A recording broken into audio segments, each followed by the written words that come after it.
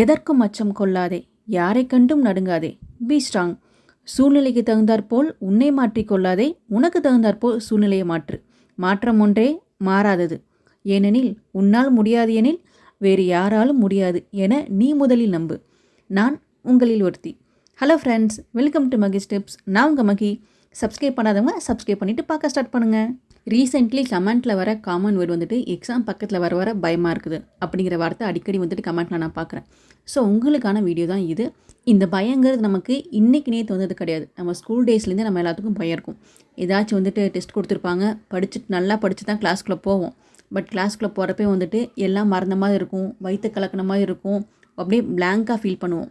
நம்ம வந்துட்டு ஒரு பேஜோ இல்லை ஒரு 10 மார்க் கொஸ்டினோ படிச்சுட்டு போனாவே பயப்படுவோம். அப்படி இருக்கிறப்ப இப்போ குரூப் ஒர்க் சிலபஸ் பார்த்தா ஒரு 5 பேஜ் தான் இருக்கும். ஆனால் அந்த 5 பேஜுக்கு நம்ம படிக்க வேண்டிய கண்டென்ட் வந்துட்டு ஒரு 4000 பேஜுக்கு மேலே இருக்கும். எக்ஸாம்பிளுக்கு இப்போ 6th டேர்ம் ஒன்று புக் எடுத்துட்டோம் அப்படின்னா 60 பேஜ் பக்கத்தில் இருக்குது. இந்த மாதிரி 3 டேர்மு 6 to 12 வரைக்கும் ஜிஎஸ் மேக்ஸ் அப்படின்னு போட்டோம்னா கண்டிப்பாக 4000 பேஜ் பக்கத்தில் இருக்கும். ஸோ 4000 பக்கத்தை படித்து முக்கியமான டாபிக்ஸ் அண்டர்லைன் பண்ணி நோட்ஸ் மேக் பண்ணி லாஸ்ட் டைமில் ரிவிஷன் பண்ணுறப்ப கண்டிப்பாக நமக்கு 4000 பக்கம் ஃபுல்லாக ஞாபகம் இருக்குமான்னு கேட்டால் இருக்காது.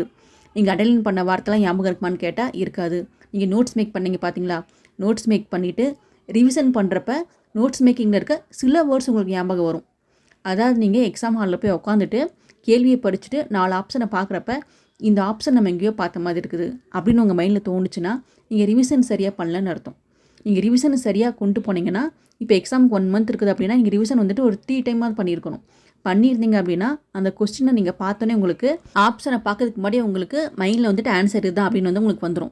ஆப்ஷனை பார்த்து எங்கேயோ பார்த்த மாதிரி இருக்குன்னு உங்களுக்கு ஃபீல் ஆகுது அப்படின்னா உங்களுக்கு அந்த இடத்துல தான் பயம் வரும். நம்ம எல்லாமே படித்து ரிவிஷன் பண்ணியிருக்கிறோம், ப்ளஸ் நோட்ஸ் மேக்கிங் பண்ணியிருக்கோம், எல்லாமே பண்ணியிருக்கோம். ஆனால் நமக்கு வந்துட்டு இன்னும் 4 ஆப்ஷன் எங்கேயோ பார்த்த மாதிரி இருக்குங்கிற ஃபீல் தான் வருது. கேள்வியை படித்தோன்னே ஆன்சர் மைண்டில் வரல அப்படிங்கிறப்ப பயம் கண்டிப்பாக வரும். இந்த பயம் உங்களுக்கு இல்லை, எனக்கு எல்லாத்துக்குமே உண்டு.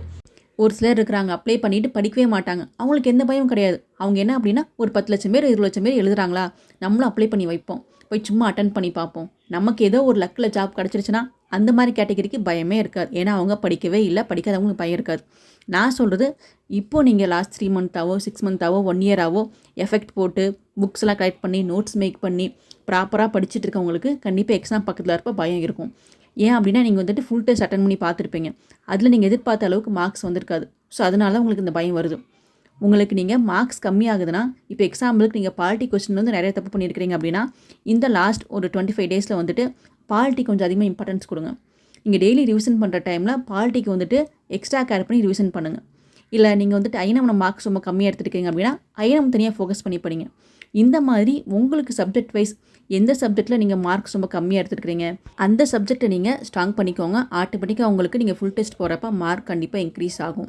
அப்படி மார்க்ஸ் நீங்கள் இன்க்ரீஸ் பண்ணிட்டீங்கன்னாவே கண்டிப்பாக உங்களுக்கு ஒரு கான்ஃபிடென்ட் வந்துடும். ஏன்னா நானும் உங்களை மாதிரி தான் படிச்சுட்ருக்கிறேன். நம்ம எல்லோரும் வந்து கண்டிப்பாக இந்த இயர் குரூப் 4 ஜாப் வாங்கணுங்கிற எய்மோடு தான் படிச்சுட்ருக்கோம். கண்டிப்பாக ஜாப் வாங்கிடுவோம். ஸோ எல்லோரும் நம்பிக்கையோடு படிங்க. இந்த வீடியோ உங்களுக்கு மோட்டிவாக இருந்தால் மறக்காமல் சப்ஸ்கிரைப் பண்ணிக்கோங்க. தேங்க்ஸ் ஃபார் வாட்சிங்.